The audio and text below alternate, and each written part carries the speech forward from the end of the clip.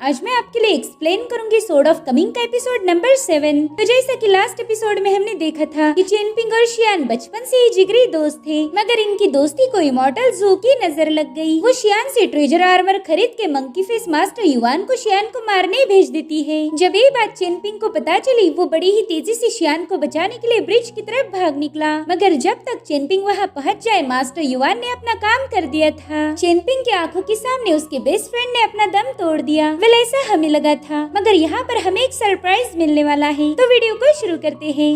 Opening scene में हम monkey face master yuan को देखते हैं, जो कि लियो मैंशन में पहुंच चुका था। वो अपनी यंग मास्टर मिस टाओ जी से कहने लगा कि आज के दिन आप यहाँ पर आराम करो, मुझे कुछ जरूरी काम से बाहर जाना होगा। और तभी वहाँ पर ली फैमिली का हेड आ जाता है। वो मास्टर युआन से कह रहा था कि आप मिस टाओ जी की बिल्कुल फिक्र ना करें, हम उन्हें अच्छे से प्रोटेक्ट करेंगे। जिसके बाद मास्टर ली जू नाम की बंदी को मिस टाओ जी की सेफ्टी की जिम्मेदारी सौंप देता है। हालांकि मिस टाओ जी बिल्कुल भी खुश नहीं थी। वो गुस्से में जाकर चौखट पर बैठ जाती है। इधर मास्टर युआन ली फैमिली के हेड का शुक्रिया अदा करने लगा। वो कहने लगा कि टाओ जी को प्रोटेक्ट करके तुम हमारे जिंगयांग माउंटेन पर एहसान कर रहे हो, जिसे हम जिंदगी भर नहीं भूलेंगे। अब उन लोगों के वहाँ से जाने के बाद मास्टर युआन मिस टाओ जी से कहने लगा कि चिंगफिंग सिटी की इमॉर्टल जू ने हमें यहाँ पर बुलाकर बड़ी ही चालाकी से हमें ट्रैप कर दिया। दरअसल इमॉर्टल जू को पता था कि हमारे जिंगयांग माउंटेन और विंड एंड थंडर क्लैन के दरमियान पुरानी दुश्मनी है। उसने बड़ी ही चालाकी से ऐसी अफवाह उड़ाई कि शियान ने अपना सोर्ड मैनुअल हमारे दुश्मन को बेच दिया है, और मैंने भी बिना कुछ सोचे समझे उस शियान पर अटैक कर दिया। अब टाओ जी उसे उस सोर्ड मैनुअल के बारे में पूछ रही थी, जिस पर मास्टर युआन उसे बताने लगता है कि उस सोर्ड मैनुअल में एक इनहेरिटेंस मेथड है, जो कि उस मैनुअल की सबसे स्पेशल टेक्निक है। उस टेक्निक को हम वर्बली बिल्कुल भी सीख नहीं सकते, और न ही हम उस टेक्निक को कभी पास डाउन कर सकते हैं। वेल उस टेक्निक की खास बात ये है कि उसमें एक बहुत ही खतरनाक सोर्ड इंटेंट है, जो कि कई सारे जनरेशन से सोर्ड मैनुअल के डिसेंडेंट्स की बॉडी में स्टोर्ड होता जा रहा है।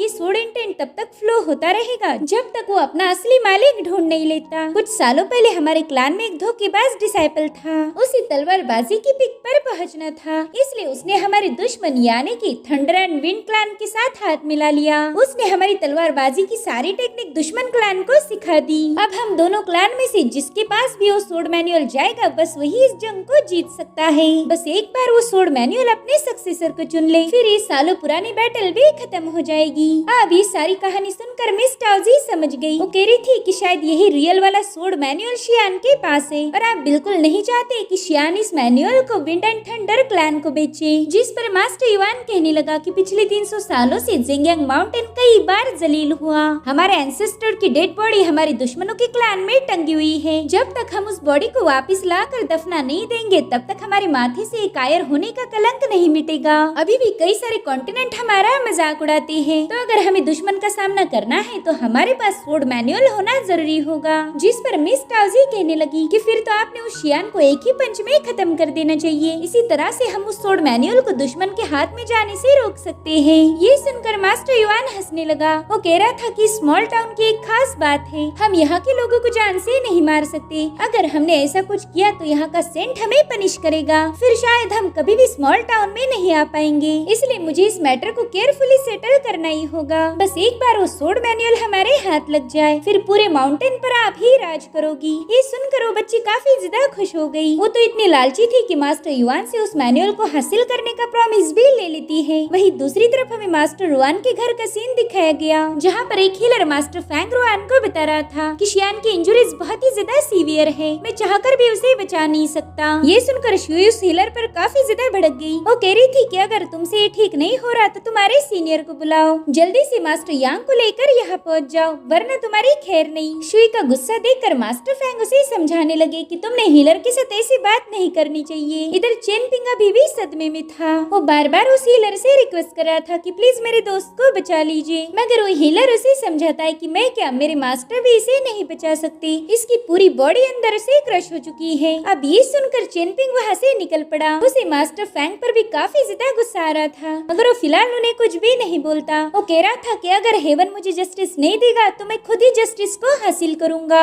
शुई भी उसके साथ जाना चाहती थी, लेकिन मास्टर रुआन उसे रोक लेते हैं। वो कह रही थी कि अगर तुम इस जंग में शामिल हो गई तो चेनपिंग भी तुम्हारे साथ इंजर्ड हो जाएगा, मगर तभी शुई चेनपिंग के पीछे भागते हुए चली गई। वो कहने लगी कि मैं मास्टर फैंग रुआन की बेटी हूँ, मेरे फादर चाहते थे कि शियान उनका टॉप डिसाइपल बने, लेकिन खुद का एक सेक्ट बनाना बहुत बड़ी बात है, इसलिए उन्होंने पहले शियान को ब्लैक स्मिथ का काम दिया और मेरे फादर भी शियान की इंजरीज को लेकर काफी ज्यादा परेशान है, इसलिए प्लीज तुम उन्हें गलत मत समझना। जिस पर चेनपिंग कहने लगा कि मैं तुम्हारे फादर से नाराज नहीं हूँ, मैं तो बस इस बात से गुस्सा हूँ कि जब शियान ब्रिज को क्रॉस कर रहा था तब उसे रोका क्यों नहीं गया। जिस पर शुई कहने लगी कि मैं तुम्हारे गुस्से को समझ सकती हूँ, लेकिन हमें भी नहीं पता था कि शियान के साथ क्या होने वाला है। मगर इस पर चेनपिंग कोई जवाब नहीं देता। इधर शुई उससे कह रही थी कि प्लीज उस जेंगयांग माउंटेन के मास्टर के साथ पंगे मत लो, वो बंदा बहुत ही ज्यादा पावरफुल है। और रही बात शियान के बदले की, तो सेंट जीशांग जरूर से उसका रिवेंज लेंगे। तो चेनपिंग उसे जवाब देता है कि सेंट जीशांग की पनिशमेंट बस ये होगी कि वो उस मास्टर को इस टाउन से हमेशा के लिए निकाल देंगे, लेकिन मैं नहीं चाहता कि उस मास्टर को यहाँ से निकाला जाए। जिस पर शुई कहने लगी कि फिलहाल हमारा टाउन बहुत बड़ी मुसीबत में फंसने वाला है और इसी वजह से सेंट जीशांग जेंगयांग माउंटेन से कोई दुश्मनी लेना नहीं चाहेंगे और मैं बिल्कुल नहीं चाहती कि तुम जाकर उस इमॉर्टल के साथ अकेले ही फाइट करो। तो चेनपिंग कहने लगा कि उस मास्टर युआन के साथ क्या करना है इसका फैसला तो मुझ पर छोड़ दो।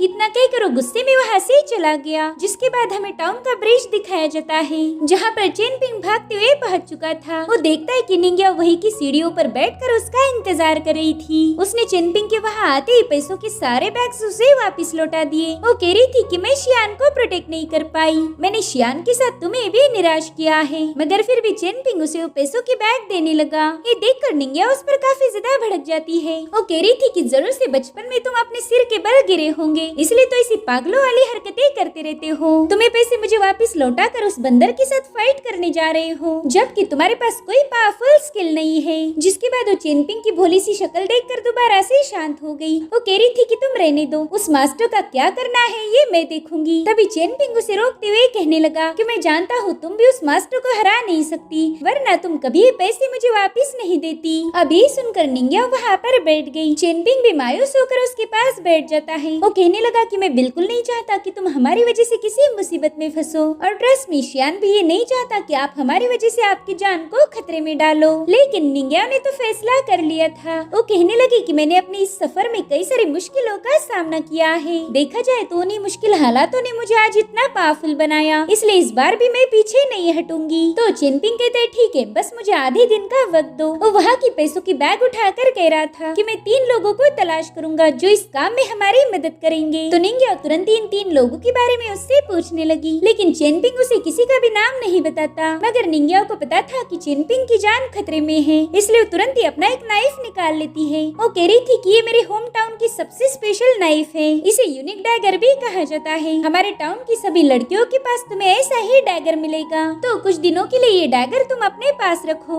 इसलिए चेनपिंग तुरंत ही अपना हाथ आगे बढ़ाता है। ये देखकर निंग्या उस पर काफी ज्यादा भड़क गई। वो कह रही थी कि तुम में तो बिल्कुल भी अकल नहीं है, किसी भी वेपन को एक्सेप्ट करते हुए हमेशा दोनों हाथों का यूज करो। तो चेनपिंग अपने दोनों हाथ आगे बढ़ाते हुए उसके डैगर को एक्सेप्ट कर लेता है। निंग्या कह रही थी कि वो मास्टर युआन बड़ी ही मोटी खाल का है, मुझे नहीं लगता कि एक इमॉर्टल वेपन भी उसका कुछ बिगाड़ पाएगा। जिसके बाद वो गुस्से में आकर चेनपिंग को भी 2-4 गालियां देती है। ये सुनकर तो चेनपिंग काफी ज्यादा शॉक हो गया। वो चेनपिंग से कहने लगी कि आज तक मैंने इतने लोगों की मौतें देखी है, उतने तो जिंदा लोगों को भी तुमने नहीं देखा होगा, इसलिए बिल्कुल घबराने की जरूरत नहीं। हम उस मास्टर युआन से जैसे तैसे निपट लेंगे, बस काम होते ही मुझे पुराने कुएं के पास मिलने आ जाओ। इधर चेनपिंग ने भी ठान लिया था कि चाहे इस बैटल में उसकी मौत ही क्यों ना हो जाए, मगर वो मास्टर युआन को जरूर से खत्म कर देगा। जिसके बाद वो सीधा जिगुई से मिलने पहुंच गया। जिगुई उसे देखकर कहने लगी कि ओहो देखो तो कौन आया है। चेनपिंग मेरे ख्याल से तुम पहली बार हमारे घर आए हो, मगर तुम्हारी किस्मत बहुत ही ज्यादा खराब है क्योंकि मेरे यंग मास्टर तो घर पर है ही नहीं। जिस पर चेनपिंग कहने लगा कि मैं सॉन्ग जिनशिन से नहीं बल्कि तुमसे मिलने आया हूँ। ये सुनकर जिगुई थोड़ा सा शॉक हो गई। वो कहती है कि मेरी जैसी कमजोर सर्वेंट तुम्हारे किसी काम नहीं आ सकती, मगर फिर भी चेनपिंग उसे अपनी प्रॉब्लम के बारे में बता देता है। वो कह रहा था कि मेरा दोस्त शियान बुरी तरह से घायल है, यांग फैमिली की हिलर भी उसे बचा नहीं सकते। मगर ये सब सुनने के बावजूद भी जिगुई का दिल नहीं पिघला। वो कह रही थी कि शायद तुम्हारे दोस्त शियान को दफनाने के लिए तुम कोई अच्छी जगह ढूंढना चाहते हो। जिस पर चेनपिंग कहने लगा कि सालों पहले मैंने तुम्हारी मदद की थी, उसी दिन मैं समझ गया था कि तुम हम में से एक नहीं हो। ये सुनकर जिगुई काफी ज्यादा शॉक हो गई। इधर चेनपिंग कहने लगा कि मेरे पास बस एक ही ल्यूकस क्लिफ था और उसी का यूज करके मैंने शियान को जैसे तैसे जिंदा रखा है, तो अगर तुम्हारे पास कुछ ल्यूकस लिफ हो तो प्लीज मुझे दे दो ताकि उनका यूज करके मैं अपनी दोस्त की जान बचा पाऊँ। मगर जिगुई उस पर ही भड़क गई। वो कहने लगी तुम पागल हो गए हो क्या, मेरे पास ल्यूकस ल्यूकस लिफ कहाँ से आएंगे। वैसे देखा जाए तो इसके पास ल्यूकस लिफ की एक बैग भरी पड़ी थी, मगर फिर भी वो चेनपिंग से झूठ बोलती है। वो कहने लगी कि तुम पुराने एहसानों को याद दिलाकर मुझे इमोशनल करना चाहते हो, जो कि बहुत ही गलत बात है। जिस पर चेनपिंग कहने लगा, ना मेरा तुम पर कोई एहसान नहीं, मगर तुम ही मेरी मदद करके मुझ पर एहसान करो। मगर जिगुई ने इसके लिए साफ साफ मना कर दिया, इसलिए चेनपिंग वहाँ से मायूस होकर चला जाता है। इधर जिगुई कह रही थी कि मैं तो ये चाहती हूँ कि शियान के साथ तुम भी मारे जाओ।